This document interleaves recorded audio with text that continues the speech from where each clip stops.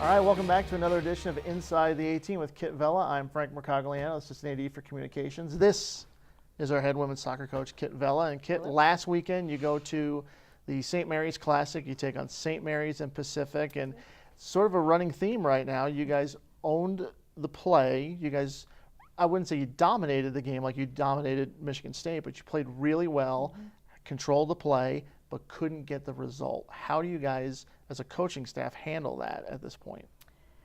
Well, we dominated in some areas, and in some areas we weren't as sharp as we should have been, and we knew that. We're very young up front, and we're getting better and better, but better and better means being mature really fast, and they just are on that brink of maturity.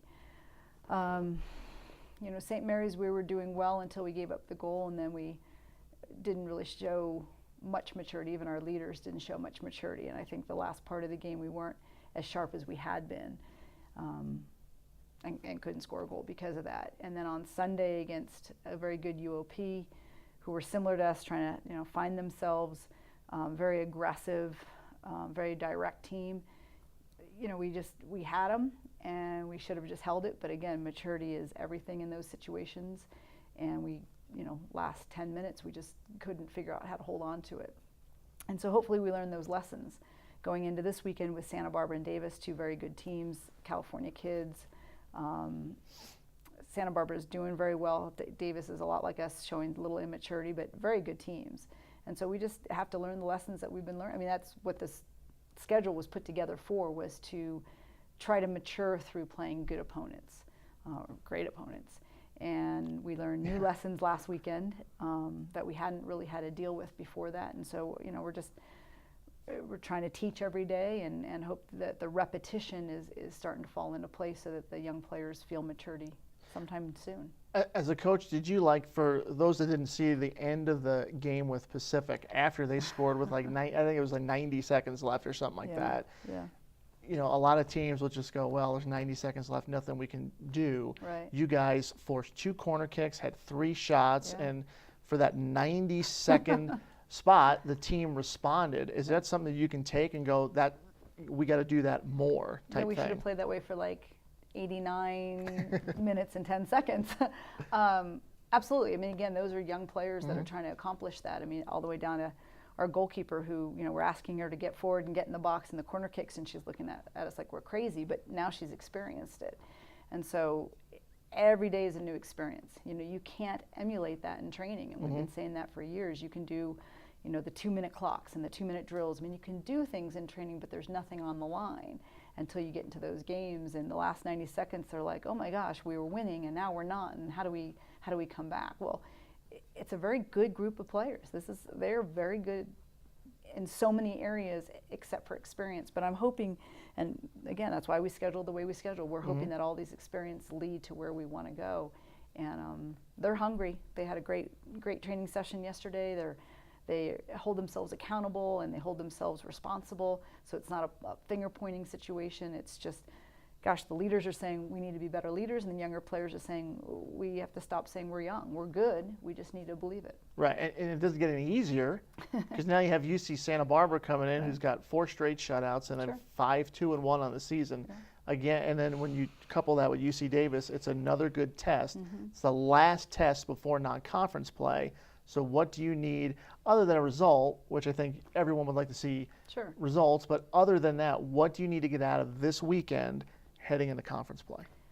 An attitude of belief that we get our system, that we understand what we're trying to accomplish as a unit. And as one of the older players said, we can't shut our brains off even for a second.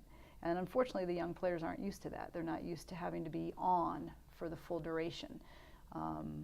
They're allowed to take mental breaks as young players. The game is just a very different game. It's not as fast and furious, and not every game means something. And so, we're hoping that we can understand our roles and understand the meaning of every moment and keep the brains going and keep the energy going for 90 plus minutes if that's what it takes, which is where we were for the last 5 years.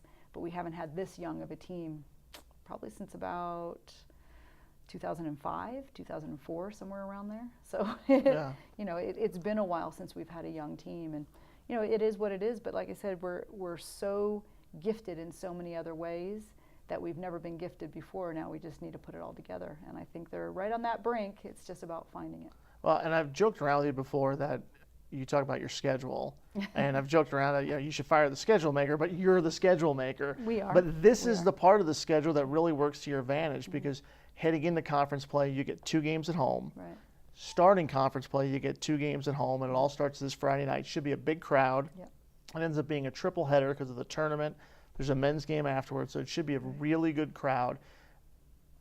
How big for where your team is this year and where you're going into, having some home games where you don't have to travel, you don't have to get on an airplane, fly somewhere, and deal with all those kinds of things? I mean, just playing at home. No one minds getting on an airplane. We like traveling, but we love playing at home. There's a liking and there's a loving, and we love being here. We travel well, but there is nothing like playing at home. We've been to other places. We were at Carolina and they had a big crowd. It still didn't feel as big as it is here. This is just a great place to play. And I know we lost the Michigan State game, but we played very, very well in front of a fairly large Sunday crowd. Most schools can't get hardly anyone but parents in the stands on a Sunday, and that's not how we are. So we're really proud of where we are, and we want to give them our best look on Friday night, give the crowd something to cheer about. And the girls are happy to be here, and they want to play well, and they want to find a way to get the result. Yeah, your last Friday night game was, I think, 2,700. So, which is amazing. And probably get that many again. So Right. You're right. You do have a group that's experienced as far as playing in front of big crowds. Where they're not experienced, and I went through this because I was trying to figure this out, and this is an amazing statistic. Your experience is really your back line and your midfield. Girls, Elba Holguin and Brianna Webster and all those girls, Brooke Ellison and Liz Nair, they've played a lot of minutes, and they're your seniors. So that's your midfield and your back line. Your forward, one midfielder. Right, but your forwards, not so much. The forwards this year, the percentage of minutes played by forwards for your team that are freshmen and sophomores, 93.6%. It's unbelievable. You had a junior play about 5 minutes up front, and then you've had Shelby Luna's played, I think, 141 minutes, and that's it. So as a coaching staff, how do you get them to transition from, hey, your freshmen and your sophomores, who really are sort of like freshmen because they didn't play a lot, some of them, to we need you to now be upperclassmen in a way and to get what we're doing and score goals and to get the offense? Well, I think the games are giving them that. It's not really what we're saying. We're training, we're changing training a little bit. We're doing different things that we haven't done before in order to give them more repetition in those areas. But every game they're getting a little more experience, a little more mature.